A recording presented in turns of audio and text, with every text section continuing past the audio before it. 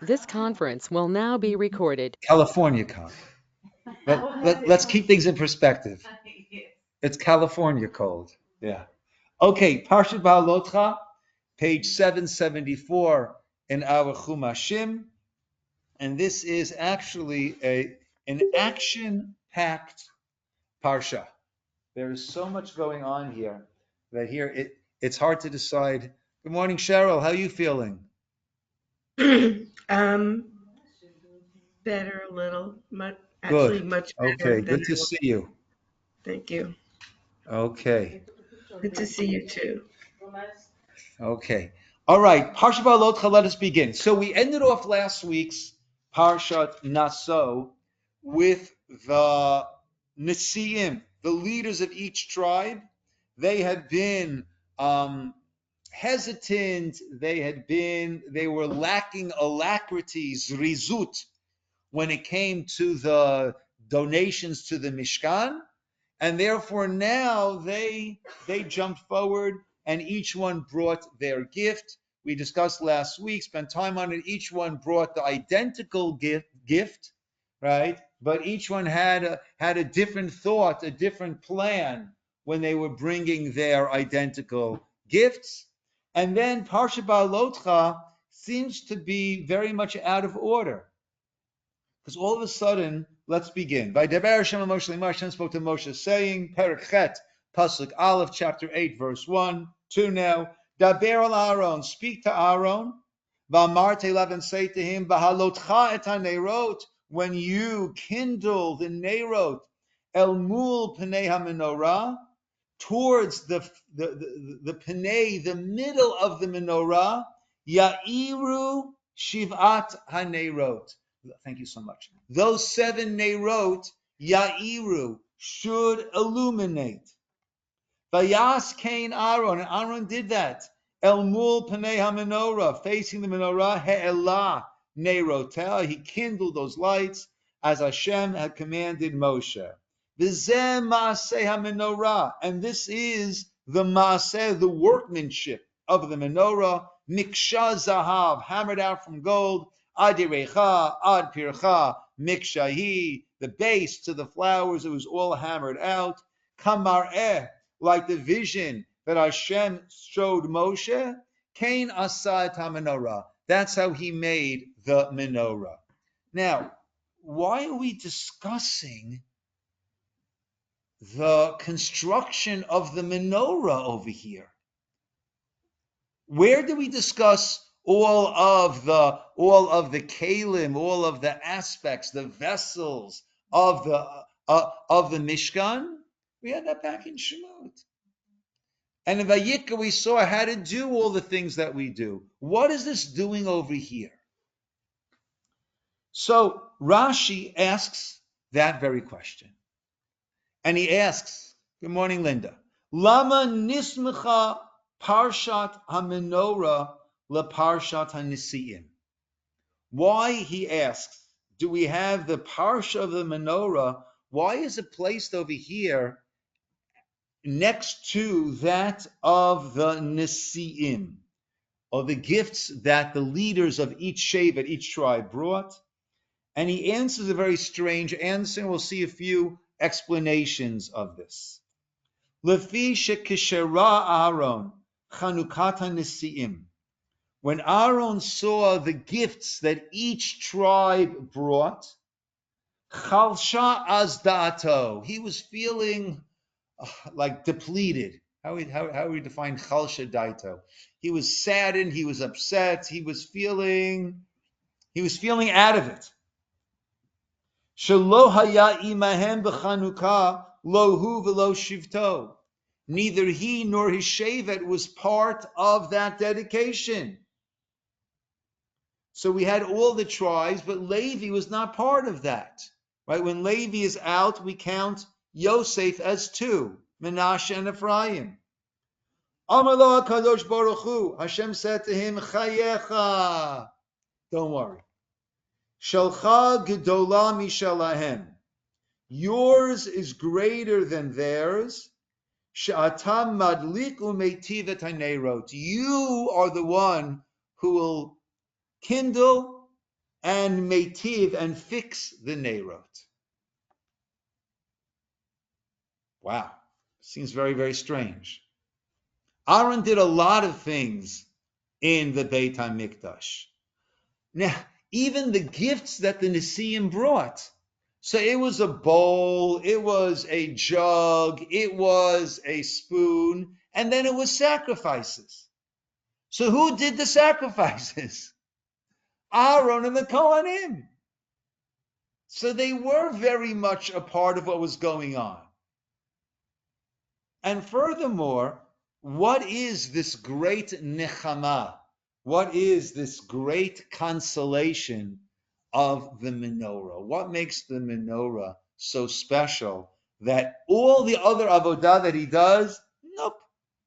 But when it comes to the menorah, he had menuchat hanefesh. He was chal shadato. He was all upset. He felt he was lacking, and now he felt good. What changes with the menorah? Why is the menorah all of a sudden the answer to the concern, the worry, the lacking that Aaron felt? Seems very, very strange. So there are a number of approaches that the Mefarshim give.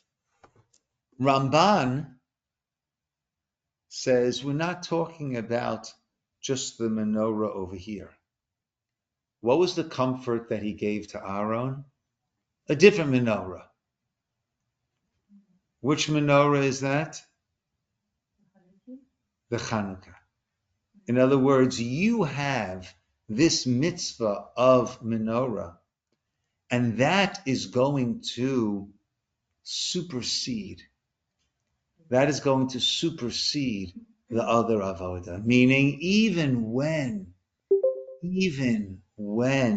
the Beit HaMikdash will be in almost ruin, in disrepair, in disuse, there's going to be a nace, a miracle that's going to happen. And where's that? And that's going to rejuvenate. That's going to rejuvenate this whole Mishkan. Right now it's a Mishkan, then it's going to be a Mikdash. That's going to bring it back to life. And what is that? That is the menorah. That's the miracle that will happen. So you were not part of this rededication, but there will be this rededication that will be remembered forever, right? And every year we light our Chanukiah to remember that rededication of the menorah. And therefore you're going to get it back. That's one approach. The Orach Chaim says something very interesting. He says that the bowls which contain the oil on top of the menorah, those would come off each time. And they'd have to clean them out and fix them, and then they would go back on. So therefore, what was unique about the menorah was almost a reconstruction, a rededication of the Mishkan that happened every single day. So they were rebuilding the Mishkan every day. And therefore, don't worry. What does he say? Right? That you will do what?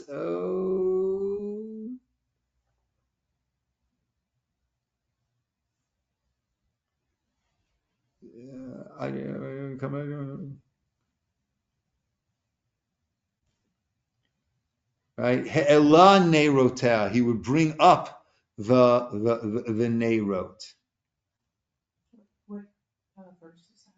That is in Pasuk Gimel, verse 3. Right? So therefore you're going to rededicate it every day. They rededicated it once. They dedicated it once. You will be rebuilding this each and every day. And a third approach That remind me, I heard something very interesting at I went to the funeral for David Smith's mother yesterday, and the rabbi there said something very, very nice. I want to share that with you also. That ties in a little bit over here. We mentioned last week that each of the Nesian, they brought their gift, and each one, even though it was the same gift, it represented something different to each of them.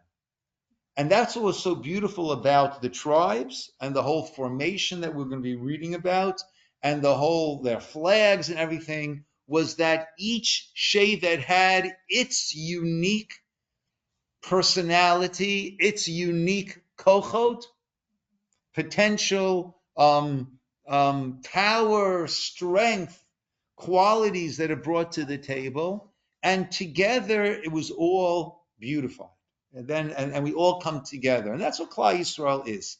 That's what we as the Jewish people are. We're not this monolithic group, but we have all of these different parts to us, and that's represented by the Shvatim, by the tribes. See, each one, right? Yehuda, Judah, he represented Malchut, royalty. Yisachar, that was the study of Torah. Zevulun were the merchants who were supporting and helping those others. Each one had their qualities. So Aaron was wondering, what's my Shevet's unique quality? What is our koach?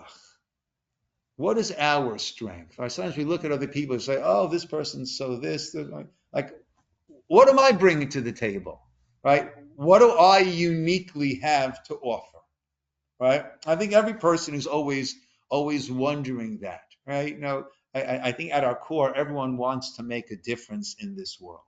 So everyone wants to do. They want to feel that I've made a difference, right? What am I uniquely bringing? So Aaron saw how each of them was able to have their unique qualities, their unique strengths and abilities represented in their gifts. So Aaron had this chalishut hadat, this sense of, how about me? Where am I at? And the answer was the menorah, meaning the menorah had the middle and then the 6 branches, they all bowed in towards the middle. And that represents, according to some, it represents all the different aspects of wisdom, of understanding, or the ruchani, the spiritual, the gashmi, how it all needs to come together. Aaron was known. What was the midah of Aaron? What was he best known for? Ohev Shalom, Rodev Shalom, right? Aaron is someone who loved peace, but it's not enough to love peace. You have to pursue it, right? It needs to be an active engagement that a person has. That was Aaron.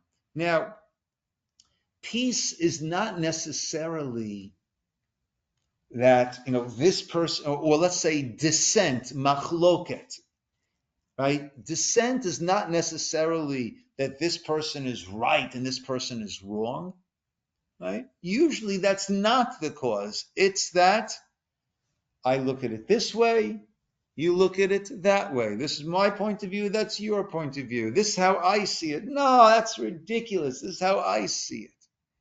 So that is what happens when we have we have all these tribes with all their different qualities and all the different kochot and all the different perspectives. So that can turn into an unorganized mess, or that can become a symphony.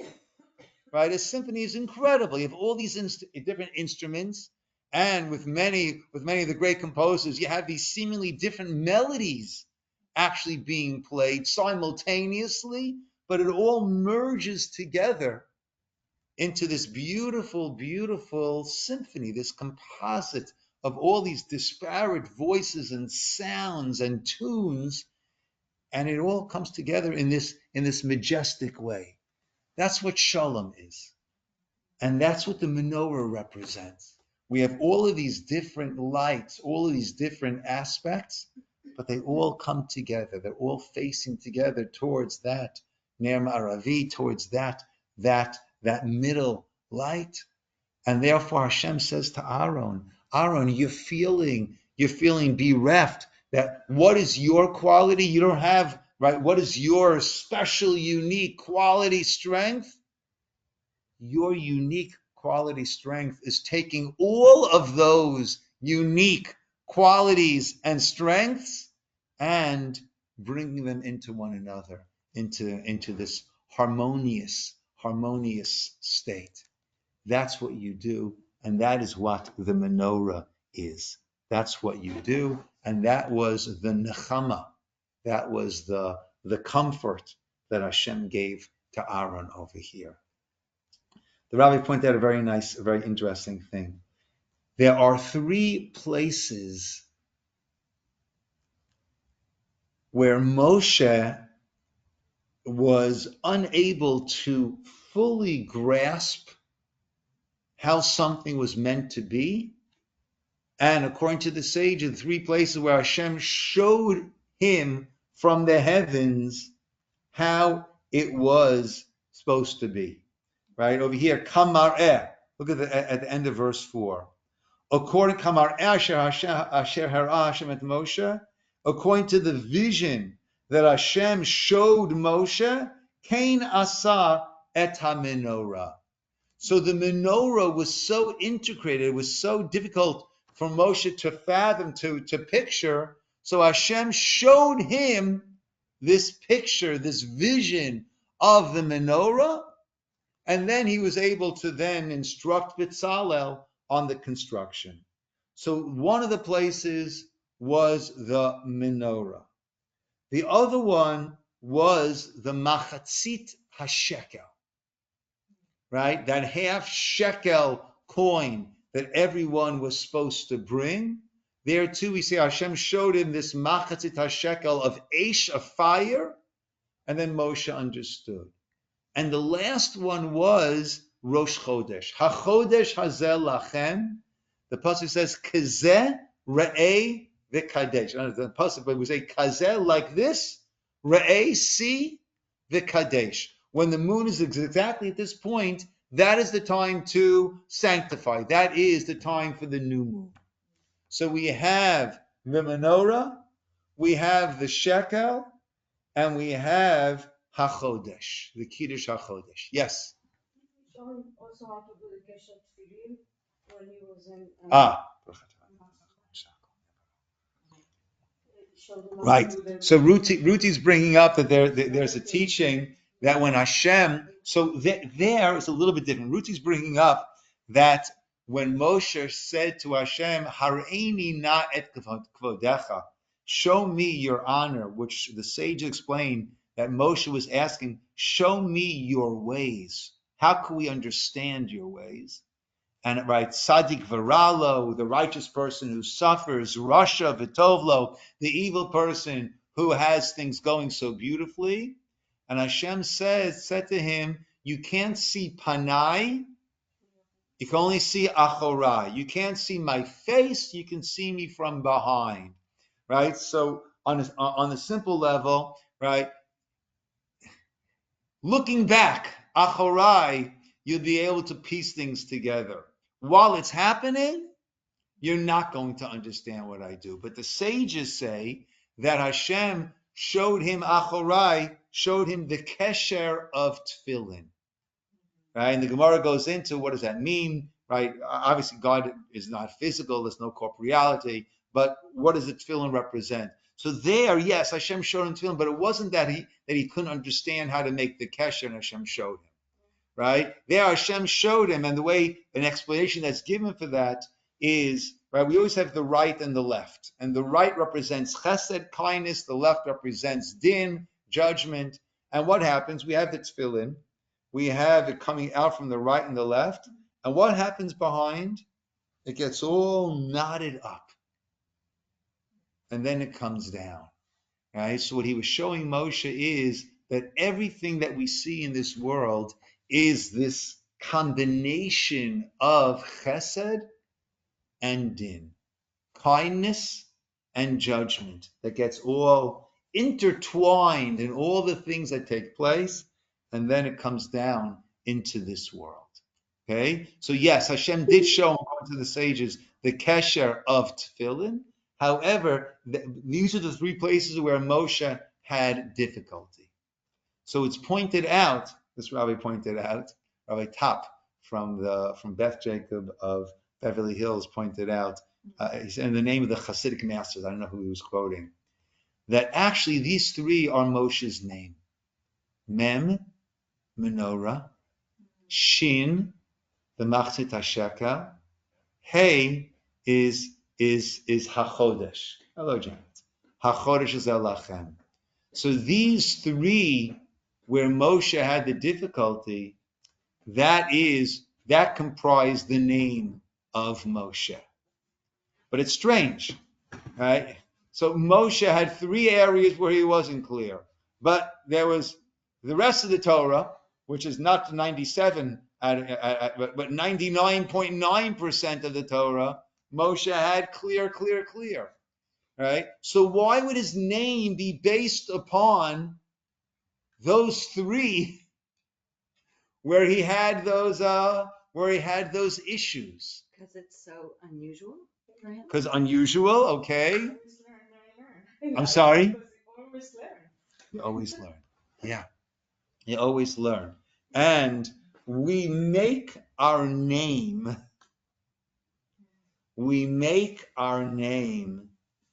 in those areas where we have to put in the effort, where it's difficult for us, where we struggle. That's where we make our name, right? Not where it's smooth and flowing and easy and autopilot, right? We make our name. We establish, right? Our name is who we are. So where do we become who and what we are? When we have difficulties, right? That's what determines who a person is and what they become. The challenges and how we deal with those challenges and how we overcome those challenges. That became Moshe's name. Okay. Then we have, I'm just quoting over what I heard yesterday. Yeah. Where was this? This was at David Smith's mother's funeral. Yeah. It was a Beth Jacob rabbi, so it's. What, Rabbi Geiger? No, Rabbi Top. Right. Beth Jacob of LA. Okay. Yeah. I have a friend who's a bit of a comedian, so he introduced me to another rabbi who was at Beth Jacob, I think, of Atlanta. And he said, okay, guys, you guys go at it. May the Beth man win. Oh, boy. Yeah. Okay. Let's jump up a little bit to page 778, 779. Okay. Starting with Pasuk Dalid. Okay, that's chapter 9, Parak Tet. Hashem spoke to Moshe saying, the next year, right, make that Korban Pesach, B'moado, right, the Korban Pesach, the Pesach sacrifice in its time, the 14th day of the month in the afternoon, right, according to the way we're supposed to do it. And they did that. And Hashem, Pasuk Daled, verse 4, Moshe spoke to Bnei Yisrael, La'asot HaPasach, to make that Pesach. Ve'yasu et Pesach, and they made the Korban Pesach. Berishon, the first month, Arba Sayom L'Chodesh Ben Arbayim, in the desert of Sinai, in the wilderness of Sinai, as Hashem commanded. That's how we did it. Vayihi Anashim, Pasuk Vav, verse 6. There were men, Asher hayu tmeim lenefesh adam, who were tmeim lenefesh. They were ritually impure. Now we know when a person is tamei, they can't do the Korban Pesach. Okay. V'lo yachlu la'asot ha'Pesach b'yom hahu. They couldn't do the Pesach on that day. Why were they impure? So Rashi doesn't bring it. Two main opinions. They were impure because they were the ones who were carrying Yosef. Right? We were transporting the bones of Yosef. Right? Transporting the bones of Yosef to bring him to Israel. And Yosef eventually was buried in Shechem. Why Shechem? That's where he was sold from by the brothers. That's where he needed to be properly returned to. Okay? So if they're transporting the goof, the body, the kever of Yosef, then they are Tameim. Okay? I'm sorry? No, that's what it means. Tmeim lenefesh adam. We're tmeim because we're dealing with a nefesh adam. It's called tamei mate, right? But it's tamei, and therefore they can't do the korban pesach. This is new to me. I think I always thought it was only direct contact, not with the kever or. If you're carrying it, also. If you're bearing its weight, also. So if you're a pallbearer at initial levaya, then you're. We're all tamei. I know, but that would be a special. Correct. Okay. Correct. A kohen will not be a pallbearer. Mm-hmm. Correct. Okay. Or another opinion is that there was a mate mitzvah. A mate mitzvah is a person died, there's no one to tend to the burial. So therefore it's one of the highest mitzvah to take care of that mitzvah. You stop everything else and you make sure that body gets buried. So therefore they were tmeim, they couldn't do Pesach. Vayikruvu l'fnei Moshe. They came before Moshe and Aaron and they said, Anachnu tmeim l'nefesh adam. They said, we are tamei through this human corpse. Lama nigara levilti hakriv et karban Hashem b'ma'adav b'toch b'nei Yisrael. Why should we miss out? Just because they're doing one mitzvah for another. Yeah. Oh, so the question is, what do you mean? Why should we miss out? You just explained why you should miss out. You are tamei. That's why you need to miss out, right? But the Arachaim, others explained, they were saying, right, we have a general concept. Mitzvah goreret mitzvah, right? You do one mitzvah, that opens up the doorways for other good opportunities. Aveira goreret aveira, you do one thing bad, so that opens up the opportunities now for other, right? There's a certain energy that's created, a certain momentum.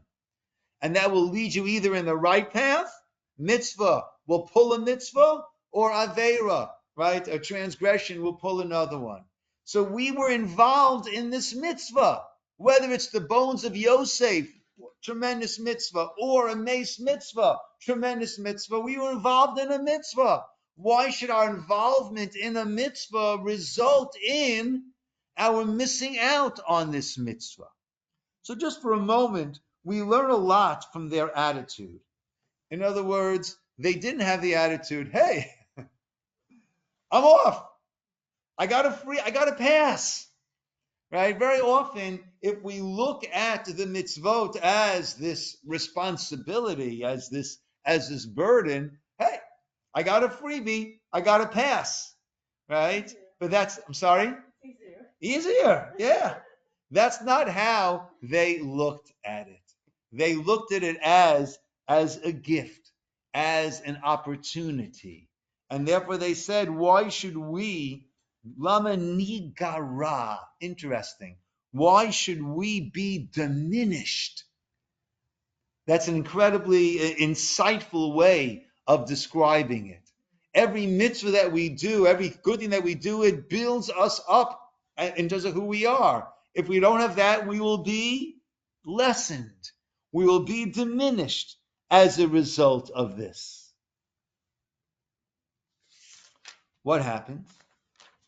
Moshe said to them, Imdu, hey, stand here. Ve'eshma'a ma yitzave Hashem lachem. Right? Let me hear what Hashem is going to command. Right? And Rashi brings the sages who say, Ashre yulud isha shekach muftach. Wow. Amazing that there's a person who is so guaranteed that whenever he wants, hayemedaber im hashchina. Whenever he wanted, right? It's right now we have the thing now, right? It's called on demand, right? Well, Moshe had Hashem on demand. Okay, wait. I'll tell you what Hashem's going to tell me. Hashem's going to let me know, right? And also, we'll come back to this shortly. That this parsha. Well, let's see what the answer is. Page 780. Hashem spoke to Moshe saying, verse 9, verse 10, speak to Yisroel saying, ish, any person, ki yet tamei lenefesh, if they will be tamei lenefesh, right, or unable to come, v'dorotechem, and to do the Pesach, then what should they do? B'chodesh hasheni, you have a makeup opportunity. And the next month, not the month of Nisan, but the month of Iyar. Bar Basar Yom Ben Arbayim. Same thing, the 14th day in the afternoon, instead of the 14th day of Nisan in the afternoon, 1 month later, 14th day of Iyar in the afternoon, Yasu Oto, they'll make it. Al Matzot Umrorim Yochlu, and they'll eat that Korban Pesach on with matzah and with maror, right? It's like a redo. Now you can have chametz in the house, right? It's not a complete Pesach redo. It's a korban Pesach redo. During COVID, there were a number of voices who were well-intentioned but not so well informed, who said, hey, I remember when COVID first broke out, all we needed to do was take a couple of weeks, and what were we going to do? You guys forgot already? Flatten the curve. We're going to flatten the curve. And just be 2-3 weeks, and we'll flatten the curve. The curve of the spike of all of the hospitalizations and all the infections. As long as everybody just stays inside for a couple of weeks, we'll flatten that curve and we'll be through this thing, right? So there were some well-intentioned but not so well-informed voices that said, let's make Pesach Sheni. Let's push it off a month. Let's do Pesach Sheni. It's going to be a crazy Pesach this year. People in their houses, it's going to be crazy. Let's do Pesach Sheni. Well, Pesach Sheni is not a redo of the Chag HaPesach. Even the people who are Tamei, they have the regular Pesach, the 7 days, matzah, and no chametz, cleaning. All that goes into it. They still have that. Only thing is the Korban Pesach can be pushed off a month. So Hashem said to Moshe, yes, push off. People in that situation, they can push it off. Pasuk Yud Va'ish asher hu tahor, but a person who is tahor, uvederech lohaya, right, and was not traveling, and decided, I'm going to let it go, v'chadal la'asot Pesach, and just held back from doing the Pesach for no good reason, that person will be cut off. Because Korban Hashem lo hikriv, because the Korban of Hashem he did not bring in its time. Cheto yisaha ishahu, that person needs to carry that responsibility. So we have this idea of Pesach Sheni. Rashi again points out this parsha could have been written as a regular parsha. Hashem spoke to Moshe saying, right, here's the Korban Pesach, and if someone is Tamei, then this is what they can do, right? This was the law of the Torah. So why did it need to be presented as they came, they wanted, Moshe asked Hashem, Hashem responded. Taking initiative. So Rashi there says the idea, Ru'uya hayta parsha zu lehamer al yedei Moshe kishar kol haTorah. It should have been said by Moshe like the rest of the Torah. Ela shezochu elu shetomar al yedeihem. But they had the zechut, like you said, they took the initiative. Therefore, they had the merit that it was said, it was presented through them. Shemegalgal in zechut al yedei zakai. Right? Since they took the initiative, therefore it was attributed to them. Beautiful. Yes. It's like one of the correct, like Yom Kippur, so what is exactly the correct? Is like completely coming from the Jewish people, no come back, or No. Karet is a spiritual cutting off that takes place. Okay? It can mean that it could mean that a person won't have children, right? Or won't have any further children. But actually, karet, the idea is that we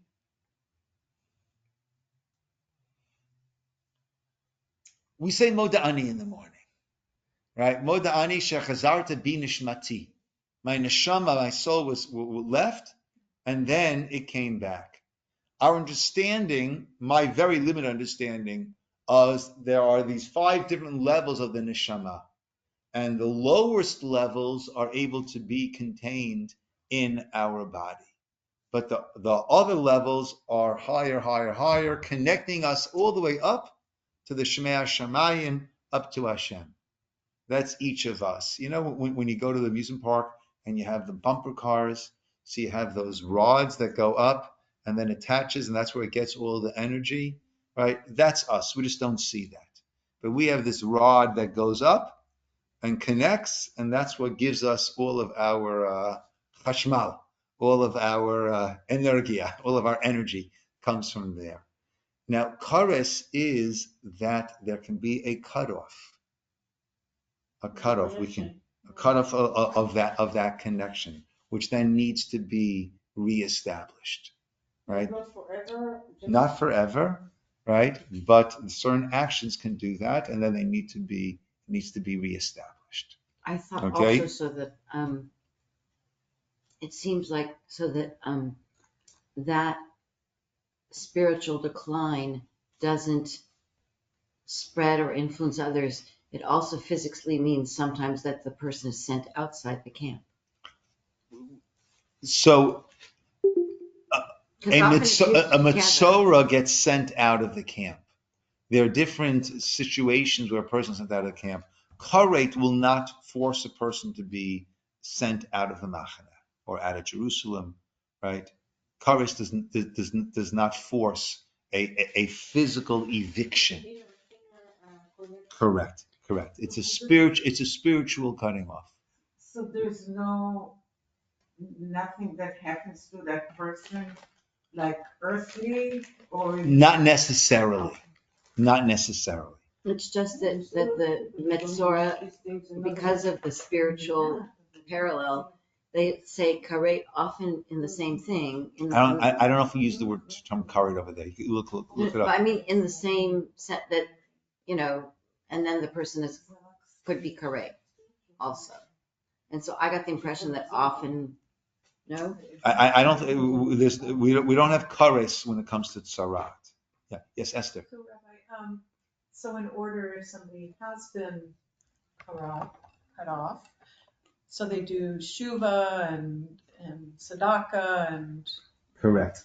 those kind and tefillah, those kinds of things, and that's what reestablishes. Correct. That reestablishes the line. Yes. So on the Pesach Sheni though, Yeah. is there ever a good reason, like if you've done Pesach, you're like, hey, I just want to elevate more. You can't. You can't. You can't. Just to remember that they do it Well, wait. Yeah. You know how it says, Oh, okay. I'm sorry, For Ruthie? these days, for Pesach Sheni, just like for symbol. Yeah. piece of matzah. We don't say tachanan. Yeah. I have a piece of matzah.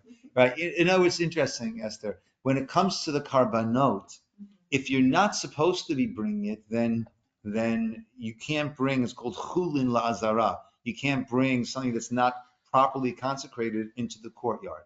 Right.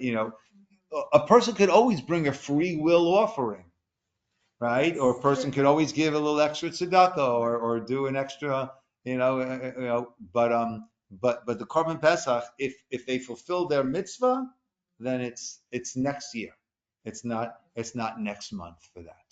What about the case where, how it says you and your household, you take the enough for you and your household, and if it's too much, you share with your neighbor. So say these people who are tamei and legitimately can do Korban Pesach. Cannot. So they're doing Pesach Sheni, but Right. then that's too much. So then can their household partake to fulfill that part of the commandment? Even though they did it already? Yeah, I would imagine others can eat from it, right? I would imagine others can eat from it. Yeah. So Rav Moshe makes an interesting point over here. So because they took the initiative, therefore it is attributed to them. The only question is, who's them? There are no names over here. So he's saying that because they took the initiative, therefore they get this zechut and it's attributed to them. But who is them? There's no them over here. Hashem knows. That's true, right? But why were their names left out? See, he says something very powerful.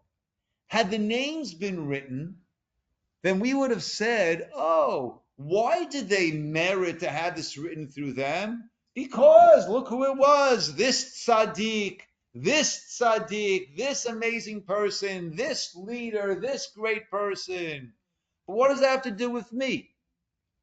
But it doesn't write the names. So therefore, why did they get the credit? Because they took the initiative and it became their mitzvah. And he says that relates to us.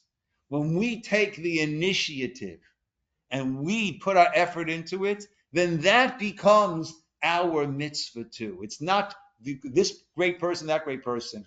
Anyone who takes that initiative, so then they will have that merit.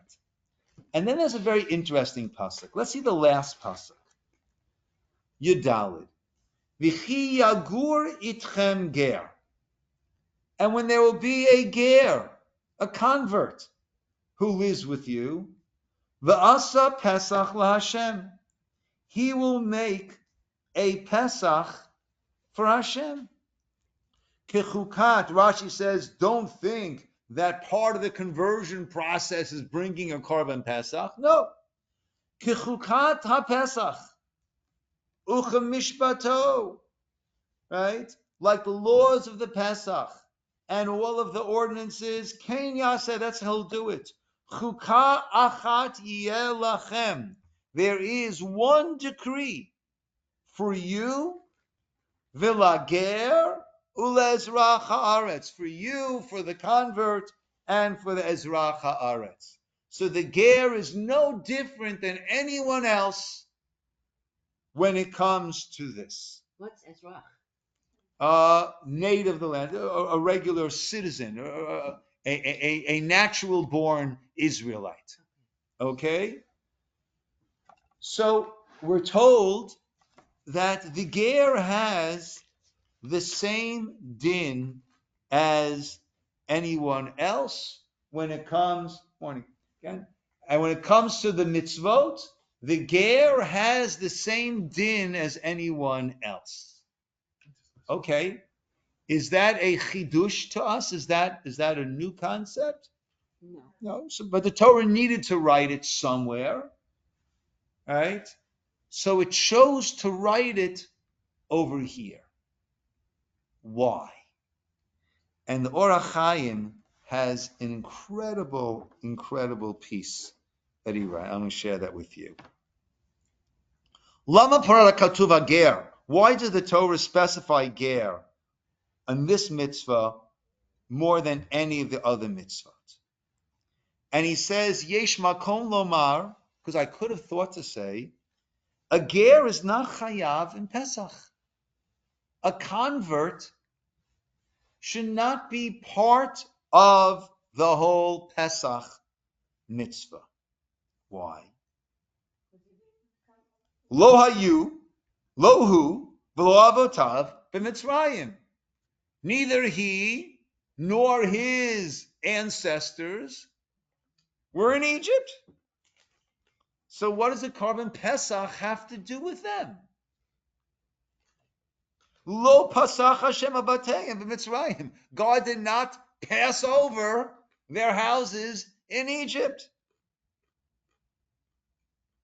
Now, and in fact, a ger, a convert, when they bring the bikurim, when they bring the first fruits of their fields to the Beit HaMikdash, mevi ve'eno koreh, they bring, but the whole proclamation, they don't say those psukim, because they can't say that God's, part of the proclamation is, now I've come to the land that God swore to give to my fathers. Well, God did not swear to give the land to their fathers, so they don't make the proclamation. So I might have thought, Kamokain, so too over here, that God did not pass over their houses. God did not take them out of Egypt. So I might have thought they should not be part of Korban Pesach. Therefore, it says that no, they should do the Pesach, right? V'asa ha-Pesach. They will make that Pesach, that Vav, even though God did not take them out from Egypt, they will do that Pesach. Why? V'chi yagur itchem ger, the pasuk said, 14. When the ger will be with you. He explains as follows. Even though you see this person is a newcomer, nevertheless, itchem hu, they are with you. Ke'echad mimenu, like anyone else, like one of you, that's who they are. No difference. Let's hear. V'yitziatenu mimitzrayim haita gulat olam. Okay, fascinating thing that he says here. The exodus from Egypt was a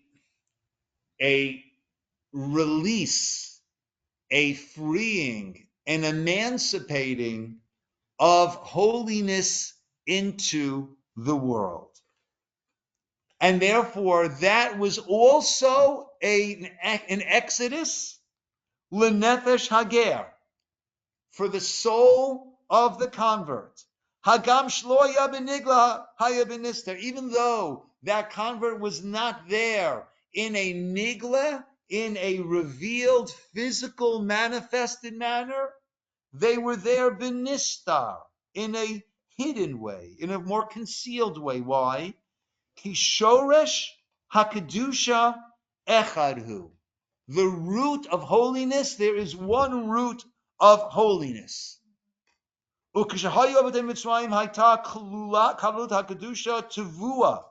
when we were in Egypt, that holiness of the world was sunken, was immersed in the tumah, in the impurity of Egypt. And if chas v'shalom, that kedusha would have drowned that which was sunken there, had it drowned, ein trufa la'anafim, then the branches could never have had their healing. So there was this general kedusha that was sunken in Egypt, that was freed with Yetziat Mitzrayim. And that's what enabled all kedusha that follows. So you have those who are part of the root of that kedusha, and you have those who are branches that attach themselves. Right? The way the Ramchal explains it is that those who were born from the roots of Avram, Yitzchak, and Yaakov, so those fruits that grow from those roots are Jewish. If someone grew from a different root, what can they do? They can transplant their branch, they can graft their branch onto the tree of Israel, and then they are drawing from those very same roots. So therefore, anyone who connects themselves to Kedusha, to holiness, what enabled them to have that Kedusha accessible? Yitziat Mitzrayim. What enabled that branch? The root. And therefore, they can properly say, celebrate Korban Pesach. Even this mitzvah, and of course all the other mitzvah, even this mitzvah, they also had their Yitziat Mitzrayim. Because what they connected to, their ability to connect to Kedusha, is only, holiness is only because of Yitziat Mitzrayim. Ki hakol holech achar ha'ikar. Everything goes after the source. V'hatzalat ha'ikar, and the saving of that, the redemption, the exodus of that source, nogat gam la'anafim. That also is what touches the branches and enables that. Then he goes a step further. Then the pasuk says, "Chu ka'achat yeh lachem." One law, one ordinance, one structure for all. Why? It's because a person could still say, emet, fair enough, granted, right? They should do all of the Korban Pesach things. But words, things that are mamash divrei sheker, that are literally falsehoods, that they should say, right? Tell them to say, Avadim hayino leparo b'Mitzrayim. We were enslaved to Pharaoh in Egypt. How, fair enough. The whole Pesach structure they're part of. But they should say those words? They should say the words, we were enslaved to Pharaoh in Egypt? The Chadom and other such things? How can they say that? They were not enslaved. Adayin dananochi kilo yishu b'divrei sheker. I might have mistakenly said no. That they shouldn't say. Why should they utter these words of falsehood? Talmud Lomar, that's the pasuk says, kichukat haPesach. Every aspect, every detail of the Pesach, including those proclamations of Avadim hayino, we were enslaved. Ki yachol yuchal daber kadvar ma'elav. They are able to say these things. Ki haya gamhu b'Mitzrayim b'bichinat hasharashim. Yes, the roots, your roots were there in Mitzrayim. Yes, the roots that you have attached to were there enslaved in Egypt. And therefore, a part of you was enslaved in Egypt. You've joined the Jewish people. A part of you was enslaved in Egypt. Vayotzienu Hashem Elokeinu misham. And Hashem, our God, took us out from there. Wow. Powerful, no? You know, it often comes up, do we say, Elokeinu v'Elokei Avoseinu, the God of our fathers, Avram, Elokei Avraham, and we say yes, because a person who converts becomes a Ben Avraham, a Bat Sarah, right? They join up in the lineage, right? Someone like me, right? I'm born like 20, 30, 40 generations down from Avraham, right? The person who converts, they are a direct first generation Ben Avraham. Ben Avraham, Bat Avraham, son or daughter of Avraham, son, daughter of Sarah. But here we're saying that it's not just that, but even that which took place afterwards, well after Avraham, that whole Mitzrayim was a Yitziat Mitzrayim for them also. Yes, Jan? Could be that I'm nowhere near Orach HaChaim, but you could also say there's a little bit of liberation in the clarity that this person got this resounding understanding that they have a Jewish neshama, and that's why they have to go and be onto the branches. Mm-hmm. Okay. I mean, that's a little bit of a liberation that you know your spot. This clarity. this clarity. That you're liberated from what other worship or perspective you had, and you know now that you belong to Judaism, and you're liberated from Yes. Yes. The Hebrew is beautiful, isn't it? Oh, it's majestic. That's probably why the Christians use it. I'm sorry? The Christians say that they are grafted onto the branch or the tree of Abraham. Yeah. Everyone wants to be part of the Abraham tree, and we should all get together and get along.